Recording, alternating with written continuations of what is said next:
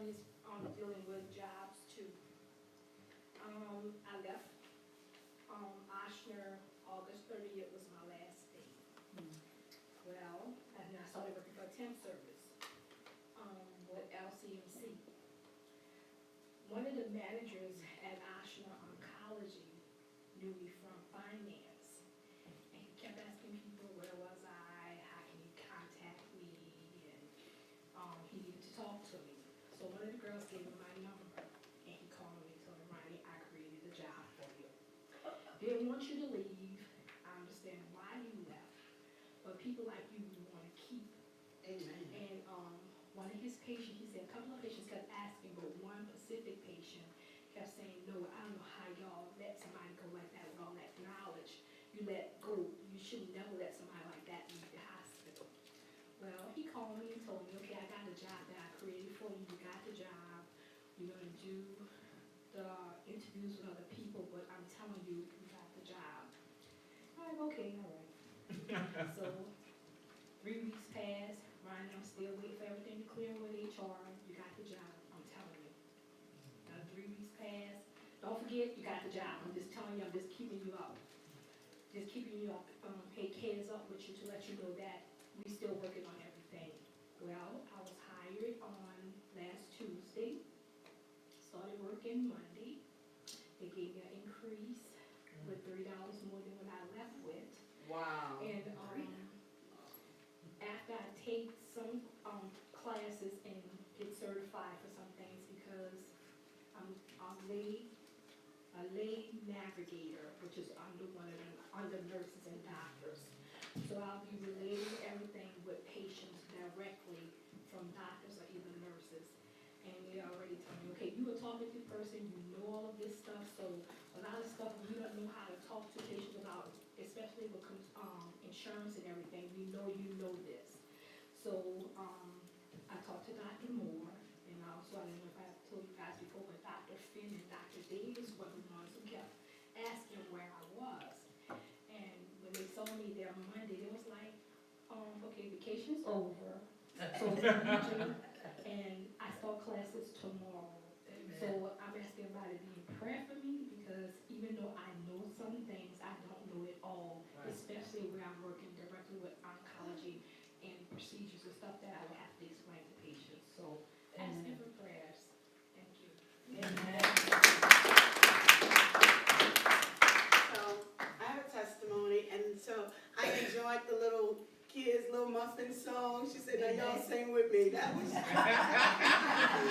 and then little Malia, she said in her song, in the dark, I'm gonna let it shine. That's my first time hearing somebody say that. And well, that is so powerful because my purpose is to not let my living be in vain.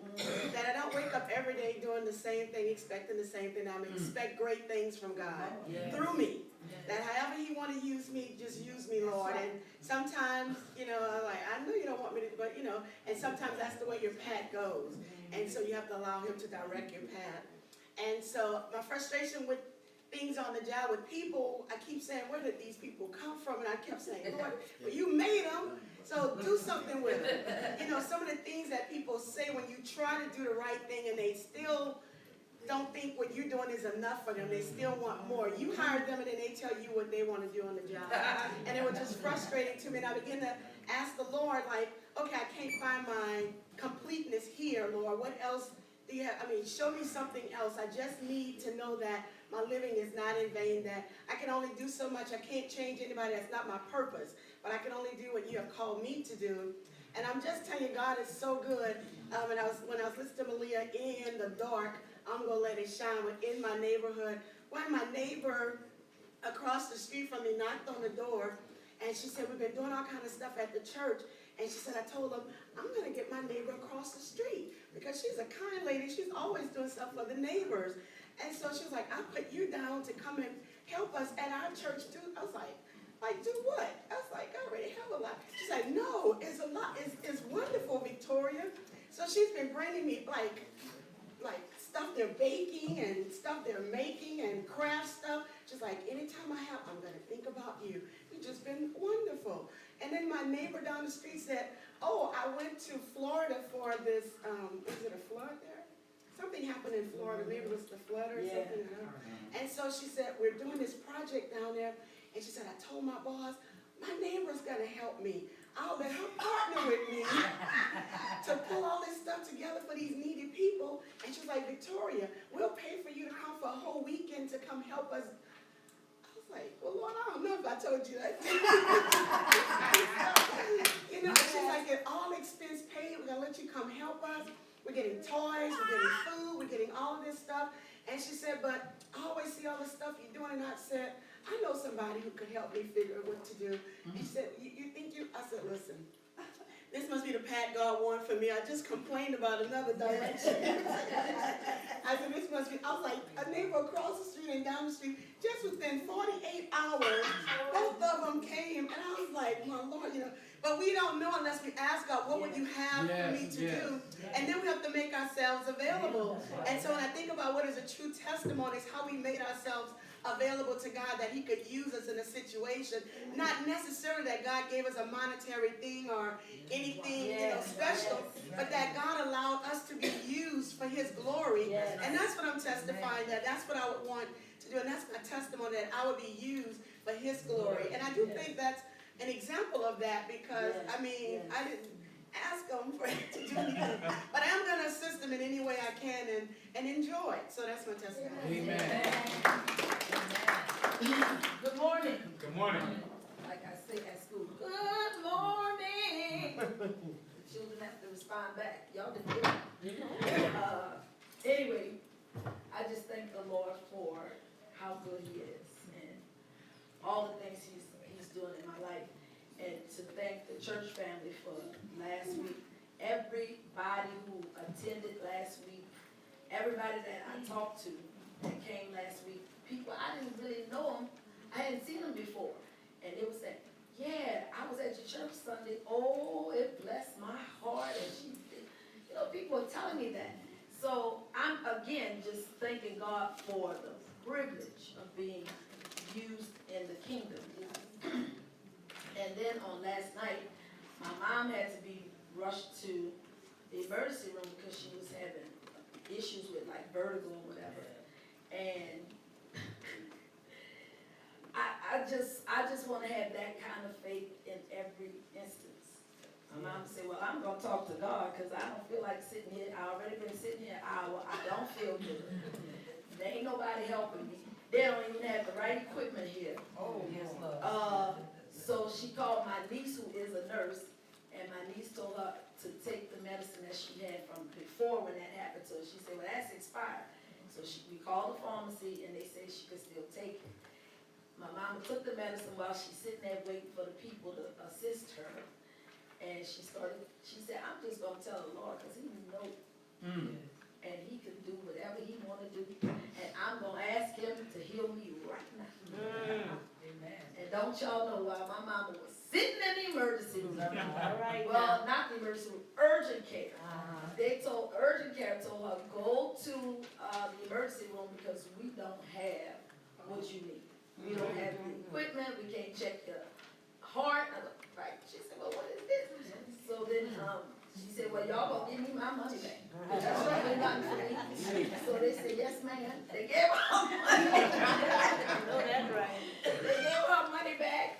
And y'all, while she was sitting there, she said, I feel fine. I'm going home. And they said, ma'am, you need to go to the emergency room because we couldn't thoroughly examine you. She said, the Lord done answered that. Y'all ain't got to examine me. I'm going home. And they were like, ma'am, you have to go to the emergency room. They were just so adamant about it because, you know, they don't want to be sued if something happened to her. And she was there under your care and you didn't do what you needed to do. She said, look, y'all can do what y'all want. And my sister was like, Mama, but you got to do. She said, look, I'm not going to no emergency room. The Lord didn't answer my prayer. I'm going home. And she did. She went home. And she said, if I feel this good, I'm going to church in the morning. She was at church this morning. So I'm just saying her faith was a demonstration to me that it doesn't matter what you're going through. Yeah. And at the moment, it might look bad, and it Yes. might look hard, and it might look like, oh goodness. But she said, I'm gonna tell the Lord, and he gonna answer me, and he did. And so, as the same thing for me is that I wanna be used mightily in his kingdom, and he does those little things, like people say stuff.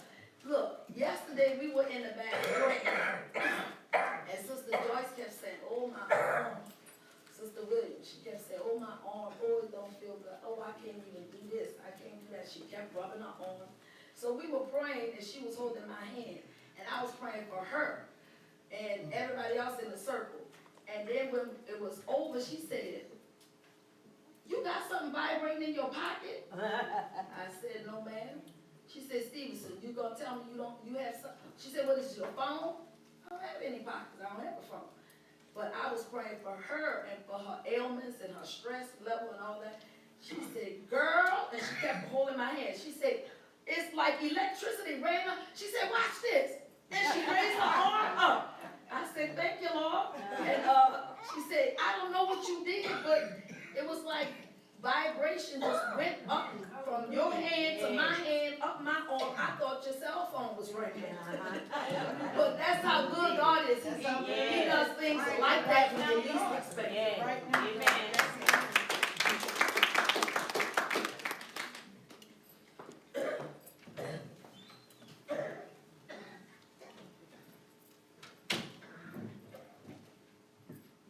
At this time, we're gonna let our youth choir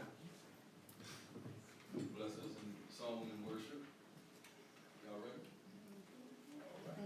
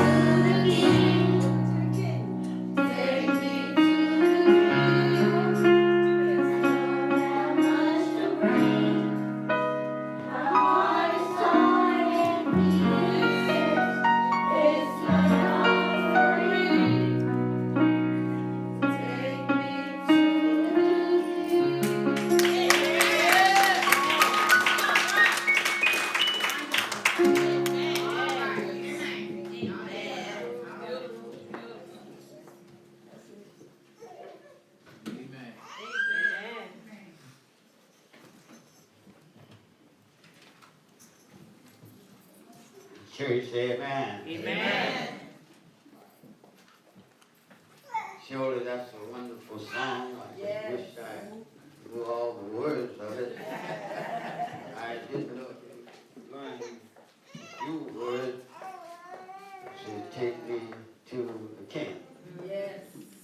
Surely one day we all want to go to the King. Yes. The King of Kings. Yes. Surely God has been good to us. Oh, yes. We have had a wonderful time last week. Yes, yes. God has Amen. blessed us. Pastor, what was 26 years? Yes. Anniversary. We thank you and we thank Pastor and all of our visitors that have come to share with us in that moment. Yes, Jesus. I sort of got off track. I realized that last Sunday was the second Sunday. Wasn't really thinking about today being the third Sunday. I forgot at the anniversary last week. And so I was planning on preaching another sermon, but for some reason the Lord pulled me off of that sermon. Amen. And I was wondering why it takes me so long to do this. But when you're going in a different direction, you know, it's the Holy Spirit, and you pray for the leaders, for that He would direct you. Yes. And then when He directs you, and then you're wondering why you're having the problem, well, you're giving it to yourself because you're not listening to what the good Lord says to you. Amen. But I'm here this morning, and they direct me, and I have my pull one of the other sermons that I spoke to you about before. And I know that the Lord, He approved this sermon. Go ahead. Surely He has been good to me. Yes. Me too. Woke me up this morning. Yes. Clothed me in my right mind. Oh, yes. I say thank you, Jesus. Yes. I know that He has been good to you too. Oh, yes. Yes, He's been good to you Oh, just yes. by your presence here this morning. Amen. Tells us that God has been Oh, good yes. to you. Amen. And I usually say that He has brought me from a mighty long way. Mighty long way. And when you look at my hair, you can see that God has brought me from a mighty long way. Yeah.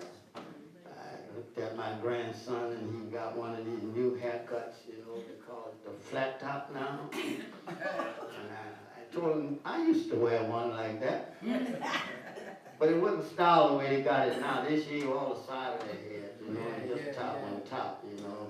Look like people messing up everything now.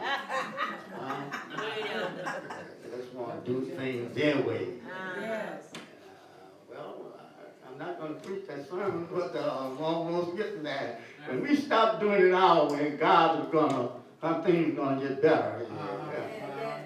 We done gone so now, and sometimes we put it on the television, and I don't know if it's all the television, but I know that there is a movement that's going on that's not so pleasing in the sight of God. Go ahead. Yes, I know that, because when we get turned back to God, we're not going to have all these murders, and That's right. we're not going to have to worry about who's the president, and what he did last night, and who he texted last night, and all that kind of stuff. Come on, y'all. We're not going to have to worry about that, because we're going to be there snipping in the bud, as they say. Surely God has been good to me. I thank God, because here we are coming to what we call Thanksgiving. Yes.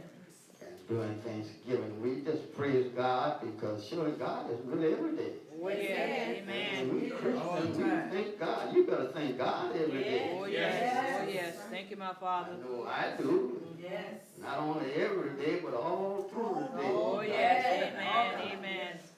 I'm not going to hold you no longer. If you just be kind enough this morning and open your Bibles to the 39th Psalm. 39th Psalm.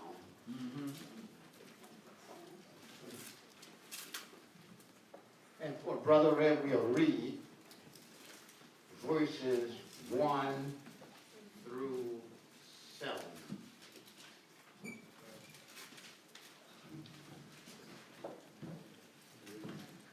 Amen. Amen. 39th Psalm, verses 1 through 7. And when you have it, you may say, Amen. Amen. For the reading is as thus. I said, I will take heed to my ways, that I sin not with my tongue. I will keep my mouth with the bridle, while the wicked is before me. I was dumb with silence, I held my peace, even from good, and my sorrow was stirred up. My heart was hot within me, while I was musing the fire burning. Then spake I with my tongue, Lord, make me to know my end, and the measure of my days, what it is that I may know how frail I am. Behold, thou hast made my days as a handbreadth, and my age is as nothing before you. Verily, every man at his best state is altogether vanity. Selah. Surely every man walketh in a vain show. Surely they are disquieted in vain. He heapeth up riches, and knoweth not who shall gather them. And now, Lord, what will I wait for? My hope is in you. Amen. Amen. You may be seated. Father God, I come as humble as I know how. I come, Father God, to speak to your people for the word that you have laid upon my heart.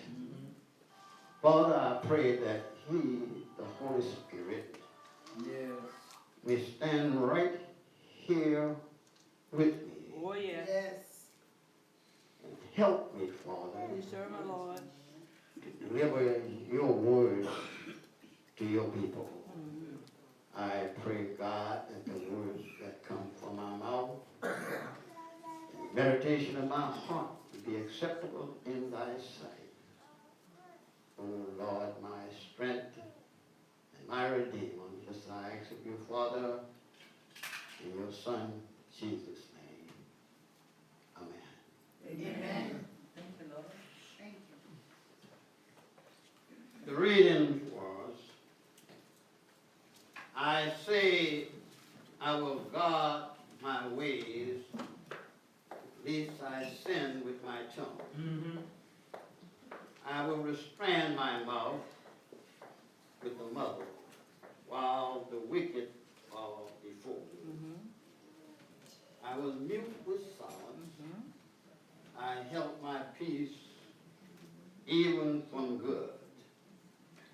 And my sorrow was stirred up. And my heart was hot within me, while I was using the fire burning.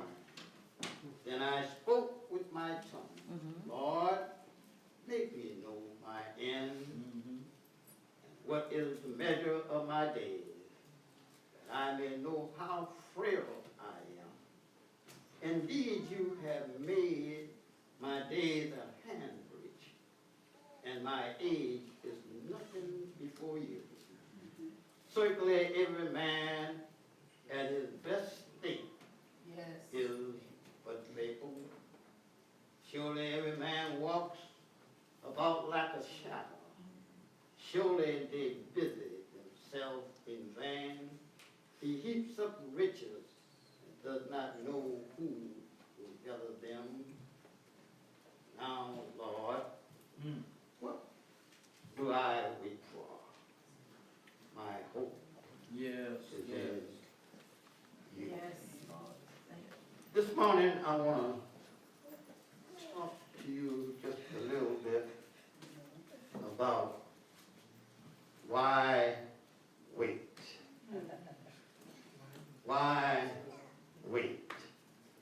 Now, this psalm is a psalm of David. We find that David is writing this psalm to Duthan, the director of music.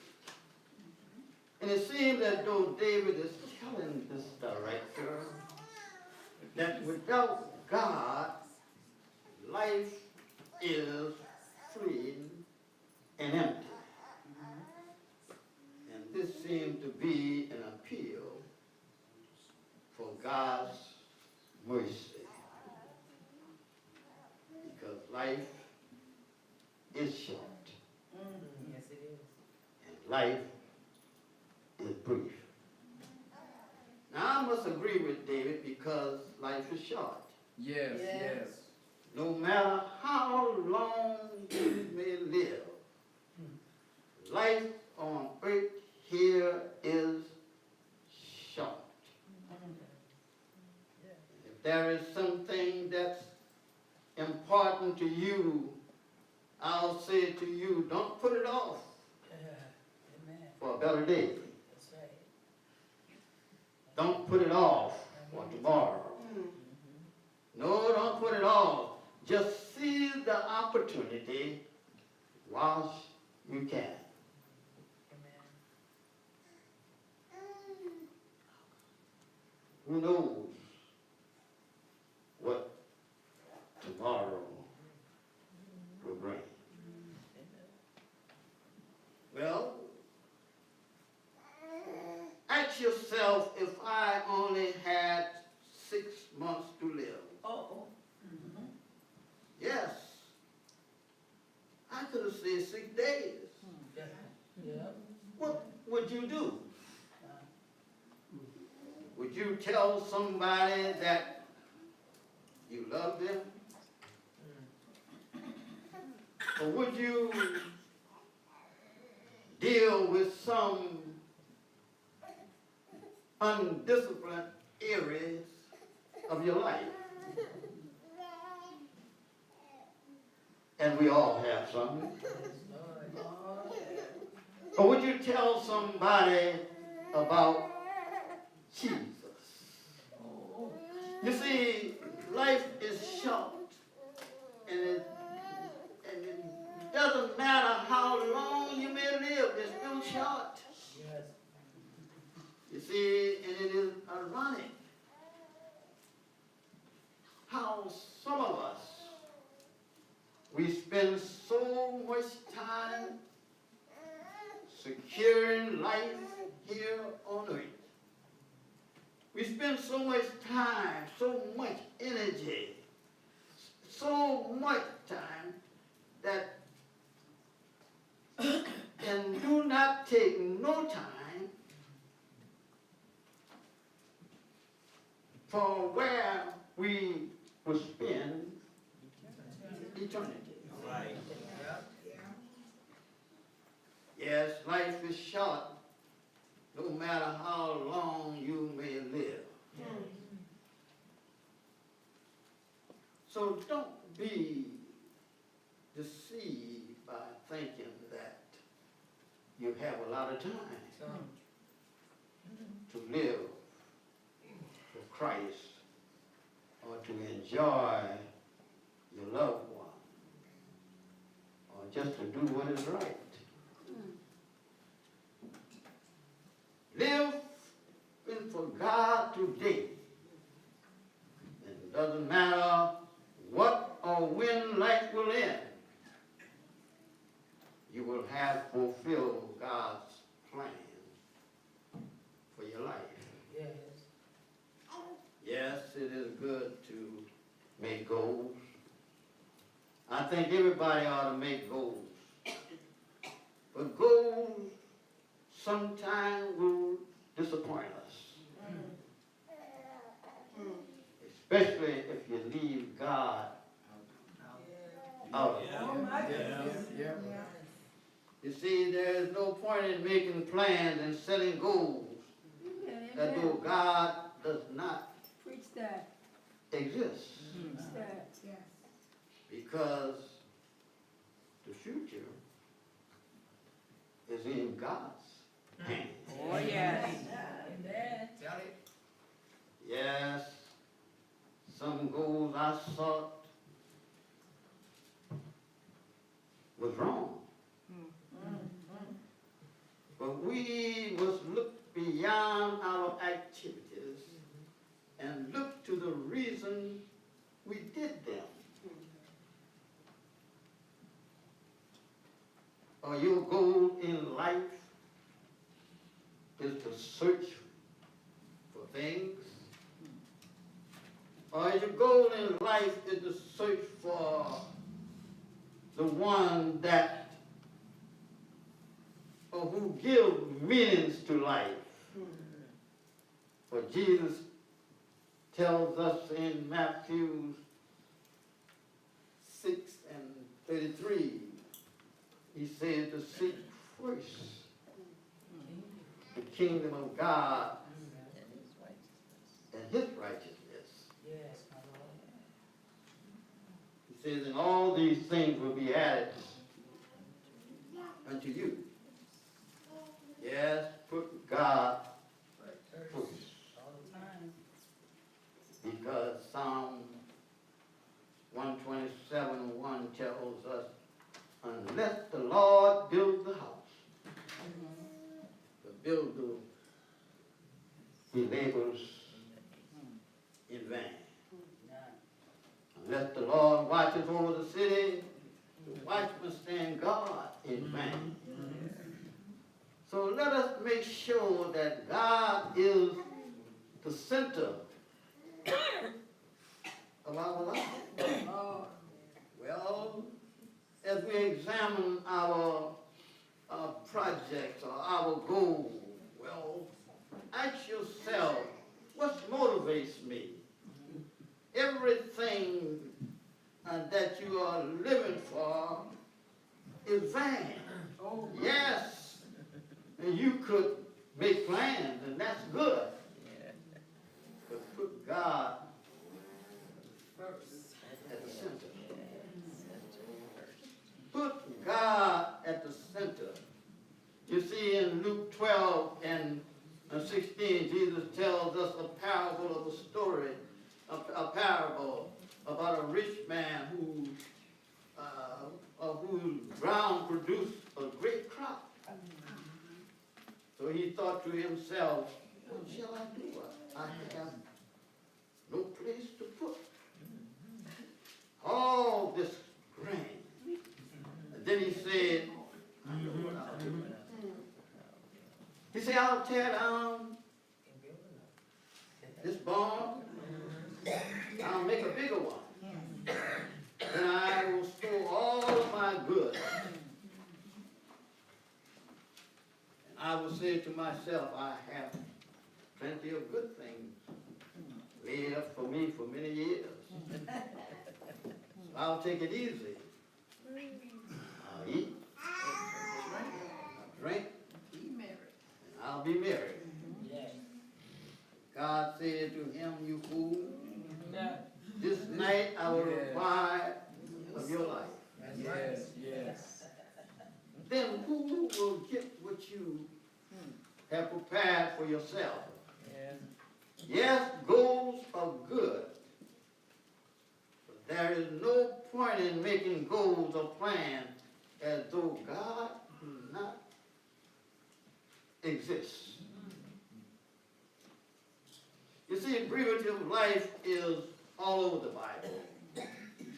For David realized that riches and business accomplishment of this world test would make no difference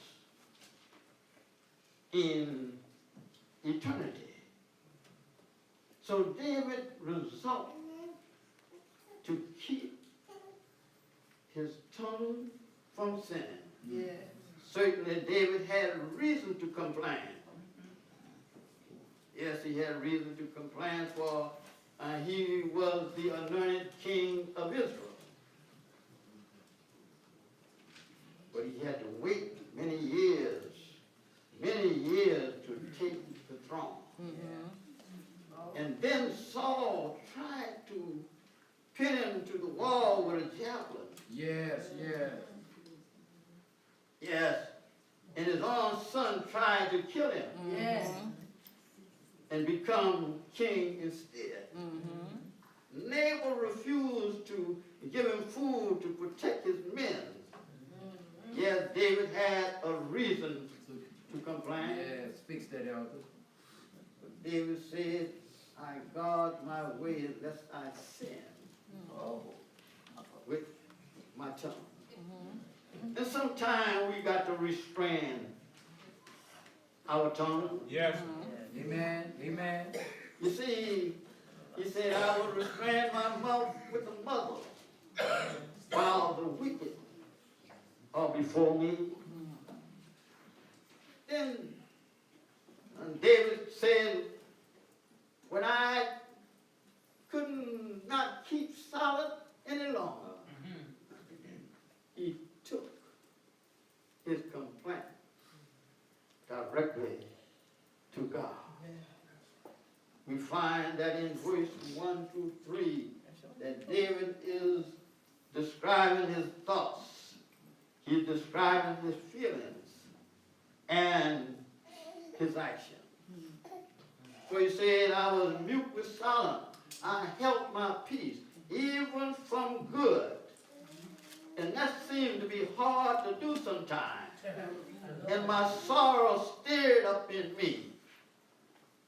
He said, my heart was hot within me while I was musing or meditating. The fire burned. Then I spoke with my tongue. But look who he was talking to.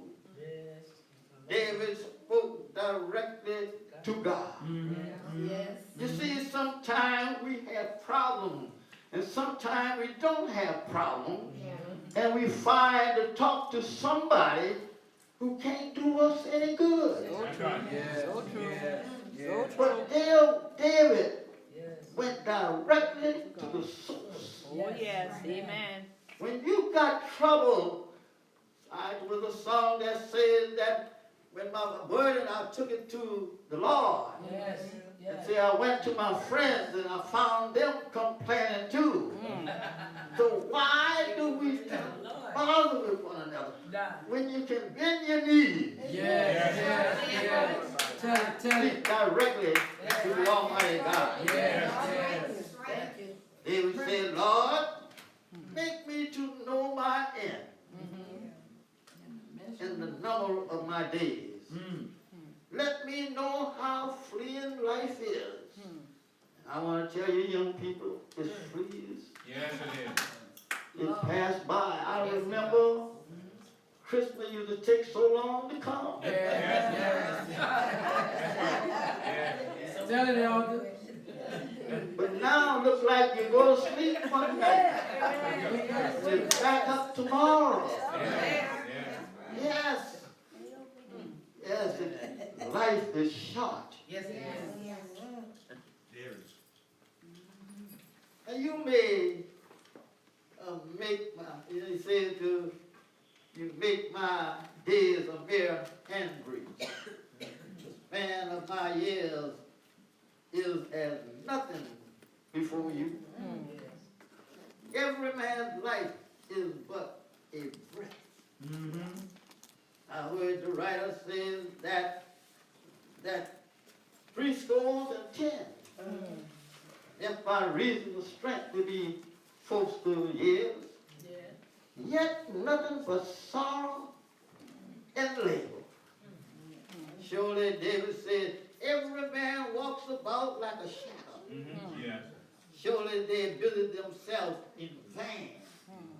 He heaps up riches and doesn't know who will get them. You see, and now, God, what do I wait for? What do I wait for when my hope is in you? David said that his hope is in the Lord. And we too must put our hope and our trust in God. We should make sure that Jesus is the center of our life. Oh, yes. Now, we make plans for everything. We prepare our children for school. And we prepare for everything. We prepare them for the sports arena. We prepare them for everything except to meet their Maker. Yes. Now, there is another parable that Jesus taught at Brewery of Life in Matthew 25 and 14. Jesus said, the kingdom of heaven is like a man traveling to a far country. So he called his servant and he divided his goods. To one he gave 5 talents, to another he gave 2, and to the other he gave 1. And he went immediately on a journey. Then he who received the 5 talents, he went and he traded, and the Bible says that he gained 5 more. But the one who received the 2 talents, he went and he invested, and he got 2 more talents. But the one that received the 1 talent, he went and he dug in the ground, and he hid his Lord's money. Now, after a long time, the Lord of those servants came to settle their account. Yes. I want to tell you, he's coming back. Oh, yes. That's right. So he that had received the 5 talents, he came and he said to him, look, master, the 5 that you gave me, I got 5 more. The Lord said, good, well done, good and faithful servant. You have been good over a few things. I will make you ruler over many. Enter into the joy of the Lord. Now the servant that received the 2 talents, he came and did likewise. Lord, you gave me 2. But I have gained 2 more besides. The Lord said to him, well done, good and faithful servant. You have been faithful over a few things. I will make you ruler over many. Enter into my joy. Now you see, the Lord, one had 5, the other had 2. But the Lord said the same thing to the one that had the 5 that he said to the one that had the 2. You see, and then he who received the 1 talent, he came with a long story. He said, Lord, I knew you to be a hard taskmaster. You reap where you do not sow, and you gather where you do not scatter. He said, and I was afraid, so I went and I hid your talent. Look, here is yours. Here is your money. The Lord said to him, you wicked.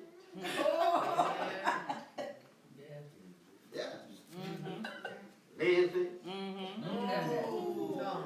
Slothful. You knew that I reap where I do not sow. You know that I gather where I have not scattered. So you ought to have deposited my money in with the bankers. At my coming, you would have had to receive back with interest. Therefore, take the talent from him.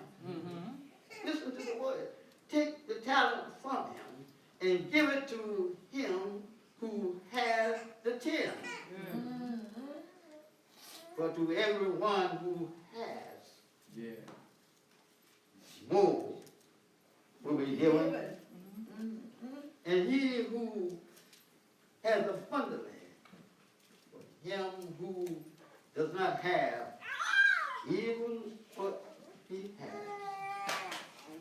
taken away. Now these are not my words. Yes. These are the words of God. I know it don't sound right. But this is God. Yeah. God is sovereign. Yes, he sows and he reaps. And yes, and he sovereign in himself. He don't get no permission from you or me to do anything. All right now. Yes, God is sovereign. Mm-hmm. I heard Jeremiah say that he knew him even before he was born. Uh-huh. God knows the secret of the heart. He knows the contents of the mind. Yes, he woke me up this morning. Yes. Started me on my way.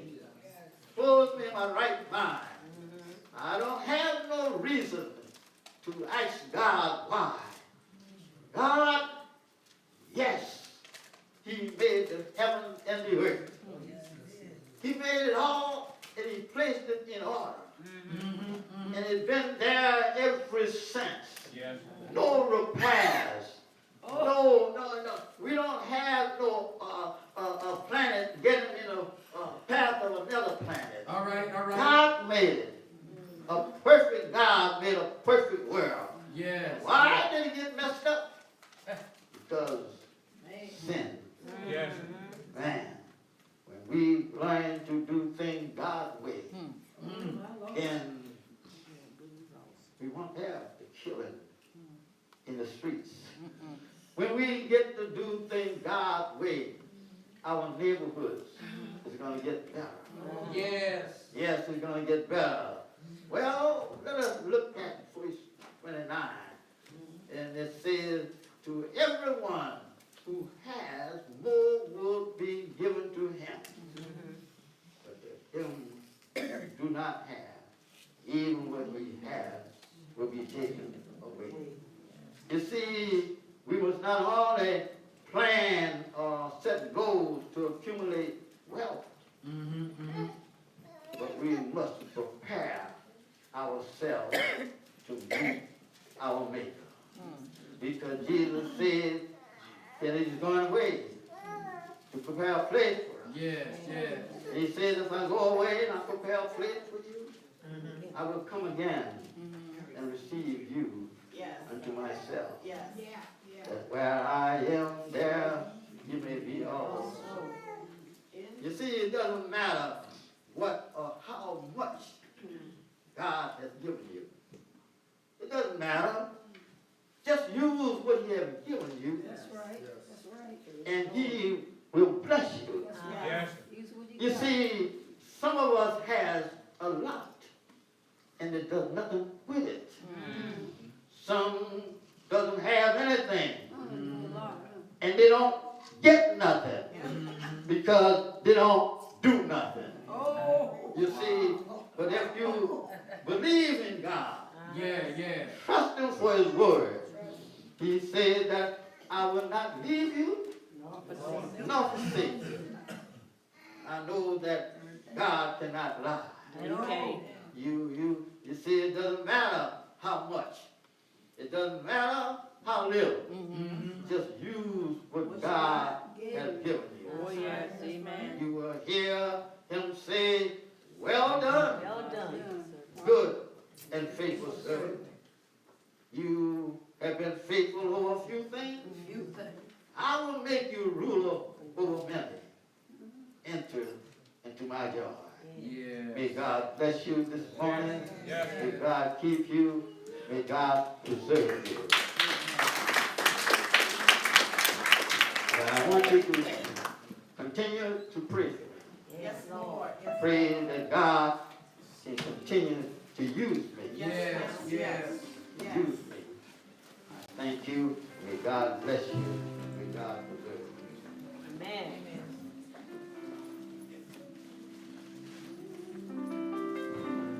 If I was back home in the old church, Sister Vicky, they would say, wow, the spirit is high. Yes. But we want to throw out the lifeline.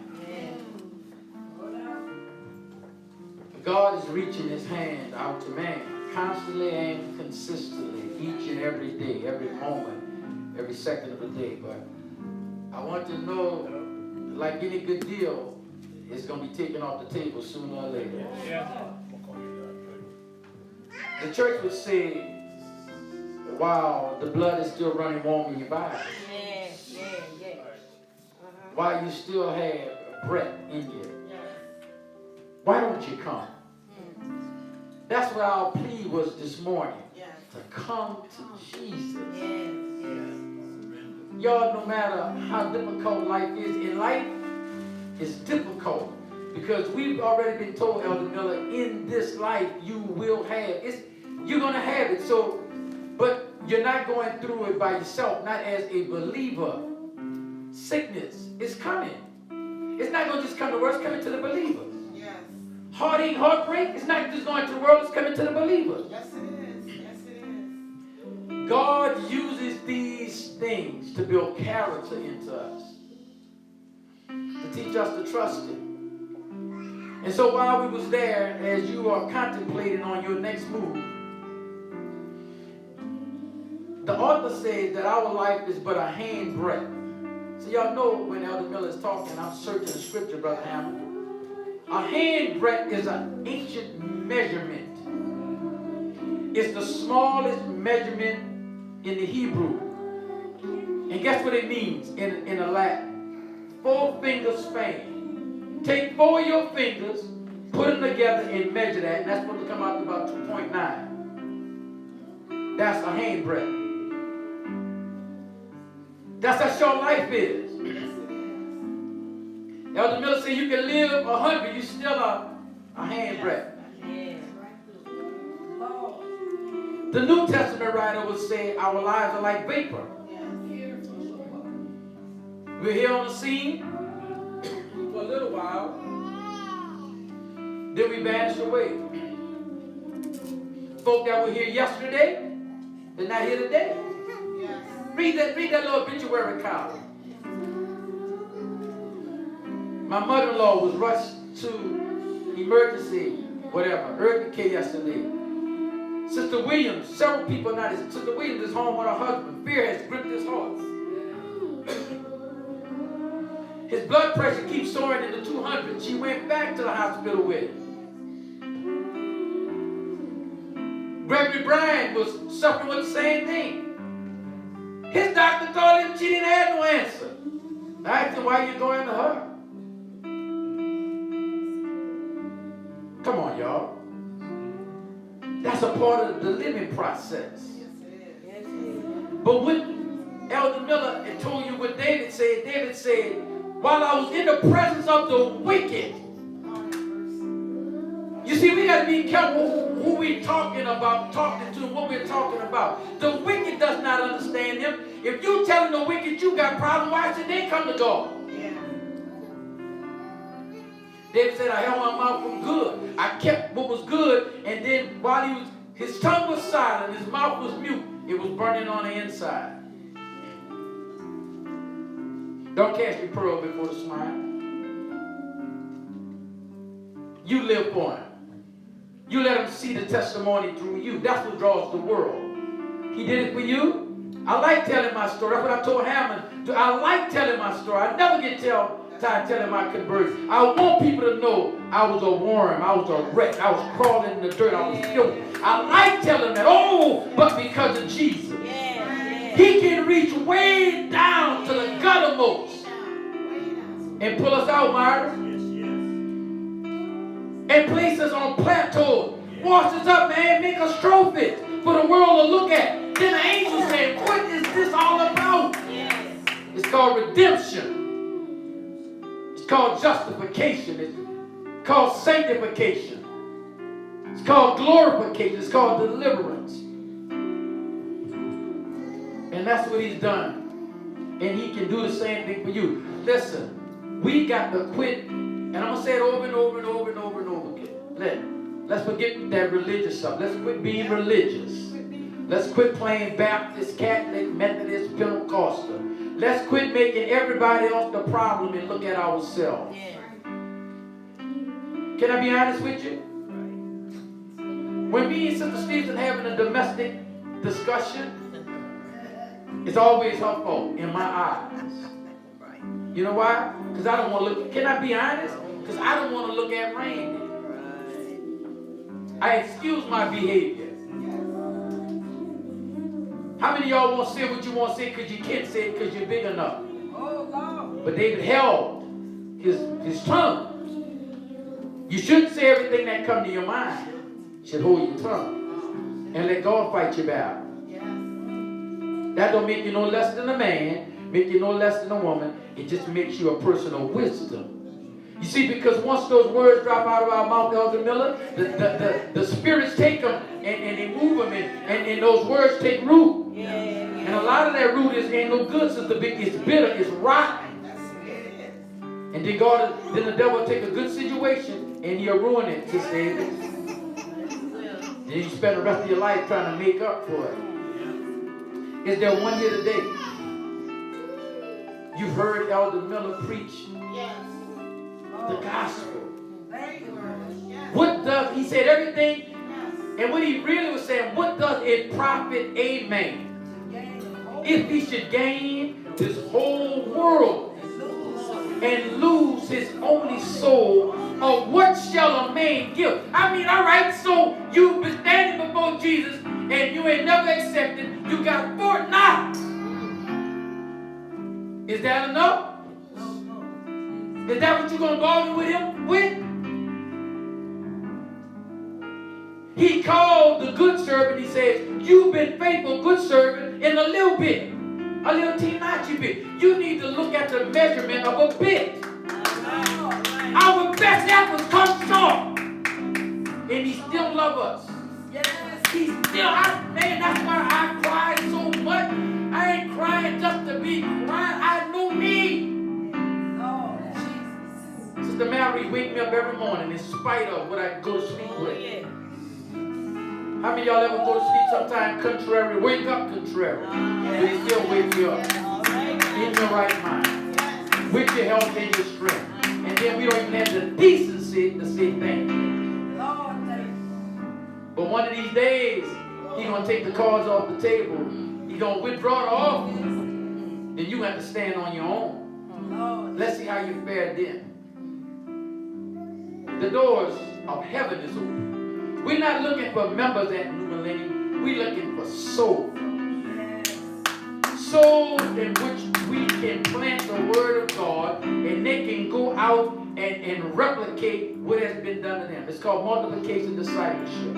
All of us in here that are saved, we're disciples. And our job is to take the word to the street. You come here to get filled. Elder Miller gave us gas to put in the tank. Premium gas. Now you got to go out in the highways and the byways and compel men to come. Yes. Now, in case you're not saved and you haven't moved, I pray the grace of God for you is that He allow you to see another Sunday so you can get another invitation. I'm going to eventually get around to this word, and then for all the Christians in here that are carnal, an unbeliever, and I'm going to preach this eventually as God give me the material. An unbeliever is not carnal; they just unredeemed. Yeah. Only Christians can be carnal. That's a fact. It's backed up in 1 Corinthians 6. So if you're carnal, which means you're walking like the world, you need to get back to the blood.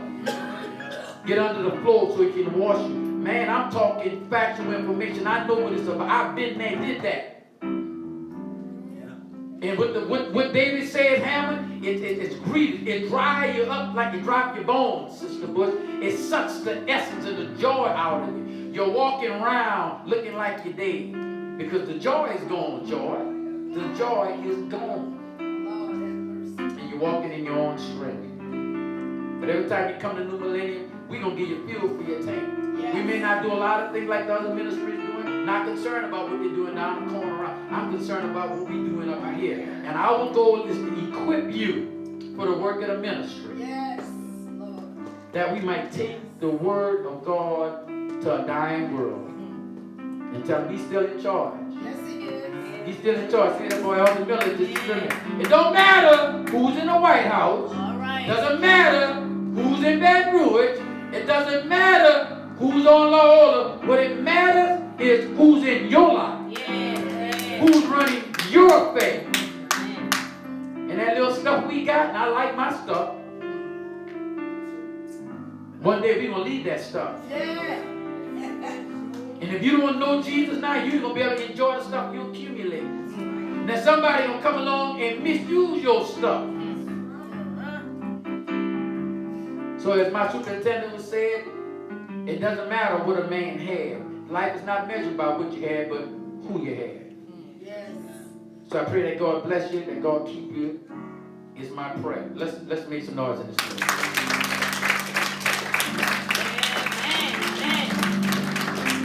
Amen, amen, amen. That just simply means I agree. Elder Miller, I want to let you know, brother, I'm going to keep saying this. You keep brushing up. I appreciate you.